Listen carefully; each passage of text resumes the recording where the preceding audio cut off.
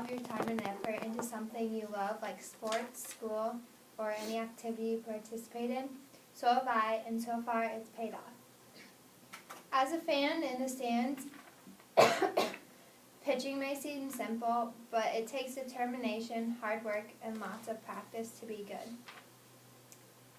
The three main things you need to know about pitching is how to pitch, the different pitches, and how it's different than baseball.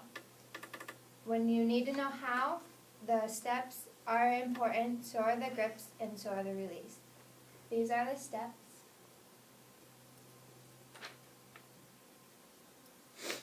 And you start out, well, this is the softball that I use, and it has blue tape because when you throw it, it should go like this, so it'll just be the blue line so you know you're throwing it right.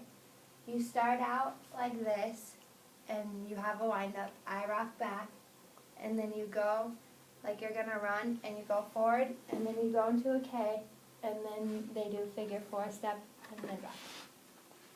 Those are the steps that you need to know.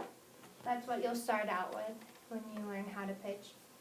And then next important thing to know is the grips of a softball. This is how you hold it to throw a softball, and also how to pitch. This is the basic one you learn first because it's easiest, because you learn how to throw a softball like this, or you should learn. Another important part is when you release the ball.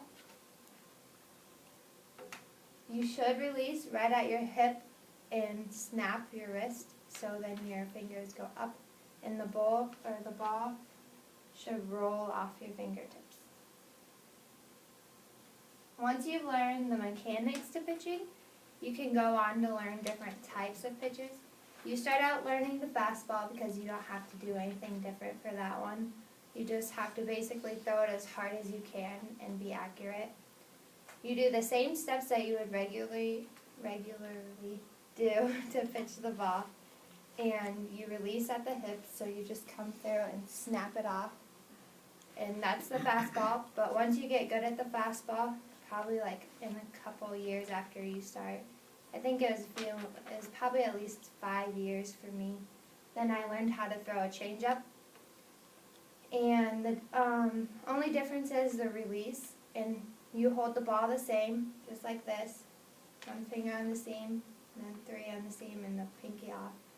And you come through like normal, but the difference, instead of coming this way, you turn your wrist and you let go like this.